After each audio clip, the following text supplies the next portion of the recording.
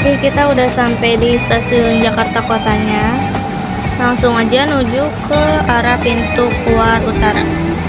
Nah, dari pintu utara ini kita langsung nyebrang dan kita udah bisa berada di kawasan Kota Tua Jakarta. Nah, sekarang kita sudah berada di depan pintu masuk ke Museum Fathahillah. Nah, sebelum masuk kita harus membeli tiket dulu ya guys ya. Nah, ini untuk list harga tiket masuk ke Museum Fathahillahnya.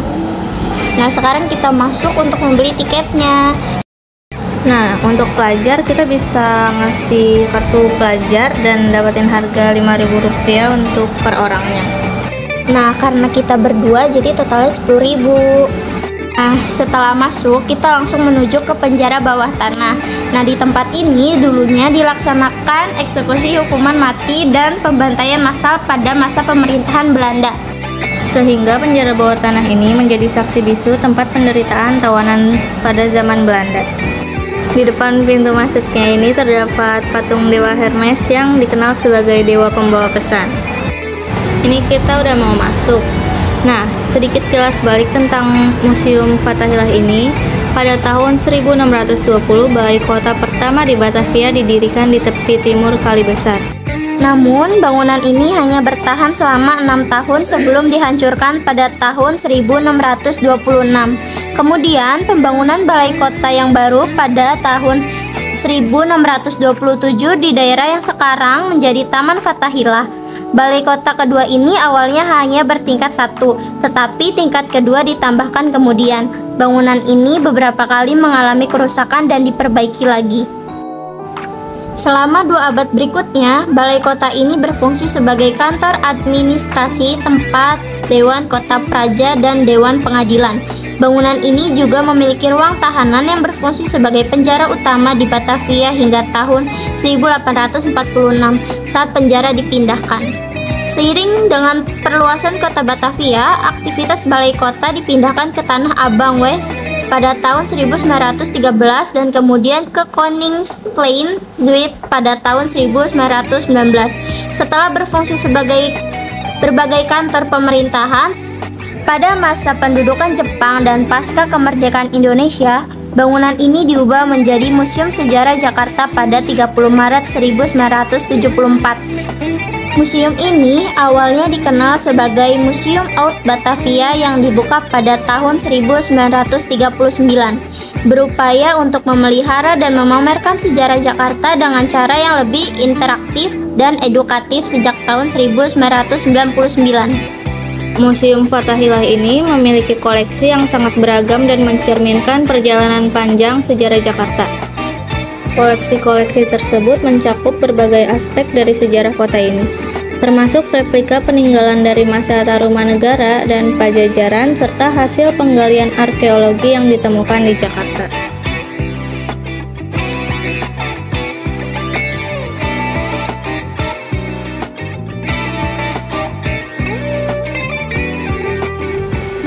Nah, dari dalam Museum Fathahillah kita juga bisa melihat ke lapangan yang berada di kawasan pusat Kota Tua Jakarta, yaitu Taman Fathahillah.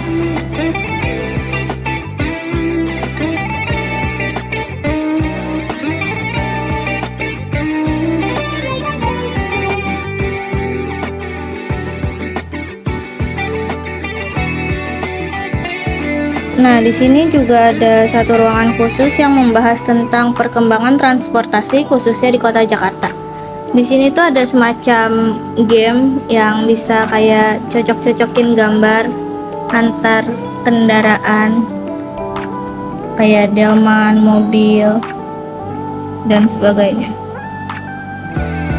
Nah, selain itu juga terdapat penjelasan atau pengertian dari beberapa alat transportasi yang digunakan di Jakarta. Delman merupakan kendaraan tradisional berupa kereta dengan 2 roda yang ditarik oleh kuda. Nama Delman berasal dari nama penemunya, yaitu Insinyur Charles Theodore Delman, seorang insinyur dan litografer yang memiliki bengkel besi di pesisir Batavia. Di Jakarta, Delman dibuat oleh pabrik-pabrik khusus, yang salah satunya terletak di Jalan Gajah Mada. Kendaraan ini dikendarai oleh seorang istri yang menjalankan jalannya tidak menarik Delman. Sementara itu, penumpang duduk berhadapan di dalam dan dibuat Setelah dari Museum Fathahillah, kita langsung aja menuju ke Museum Seni Rupa dan Keramik. Untuk harga tiket masuknya, museum ini juga sama seperti Museum Fathahillah, yaitu Rp5.000 untuk pelajar per satu orang. Gedung Museum Seni Rupa dan Keramik ini dibangun pada tahun 1870 sebagai lembaga peradilan tertinggi Belanda. Kemudian pada masa pendudukan Jepang dan perjuangan kemerdekaan Indonesia, gedung ini dijadikan sebagai asrama militer. Selanjutnya pada tahun 1967 digunakan sebagai kantor wali kota Jakarta. Pada tahun 1968 hingga 1975, gedung ini pernah digunakan sebagai kantor Dinas Museum dan Sejarah DKI Jakarta. Pada tanggal 20 Agustus 1976, diresmikan sebagai Gedung Balai Seni Rupa oleh Presiden Soeharto, dan di gedung ini pula terdapat Museum Keramik yang diresmikan oleh Bapak Ali Sadikin pada tanggal 10 Juni 1977. Kemudian pada tahun 1990 sampai sekarang menjadi Museum Seni Rupa dan Keramik. Museum ini memiliki 500-an karya seni rupa terdiri dari berbagai bahan dan teknik yang berbeda seperti patung, totem kayu, grafis, sketsa, dan batik lukis. Di antara koleksi-koleksi tersebut ada beberapa koleksi unggulan dan amat penting bagi sejarah seni rupa di Indonesia. Koleksi keramik di museum ini jumlahnya cukup banyak, terdiri dari keramik lokal dan keramik asing. Keramik lokal berasal dari sentra industri daerah antara lain seperti Aceh, Medan, Palembang, Lampung, Jakarta, Bandung, Purwakarta, Yogyakarta, Malang, Bali, Lombok, dan lain-lain. Museum ini juga memiliki keramik dari Majapahit abad ke-14 yang menunjukkan ciri keistimewaan yang indah dan bernilai sejarah yang mempunyai keragaman bentuk serta fungsi. Keramik asing meliputi berbagai bentuk ciri, karakteristik, fungsi, dan gaya berasal dari Cina, Jepang, Thailand, Eropa. Di sini kita sedang berada di lantai 2 di Museum Seni Rupa. Nah, di sini tuh terdapat berbagai lukisan yang dilukis oleh pelukis dari berbagai daerah. Di sini terdapat banyak lukisan, mulai dari lukisan prasejarah sampai lukisan modern.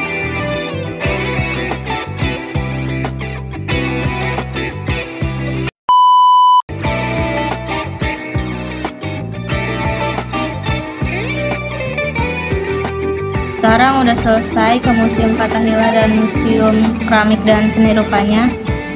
Kita langsung mau pulang karena sebelum bareng sama orang kerja pulang kerja. Oke, sekian vlog dari kami. Kurang lebihnya mohon maaf. Bye bye. Bye-bye.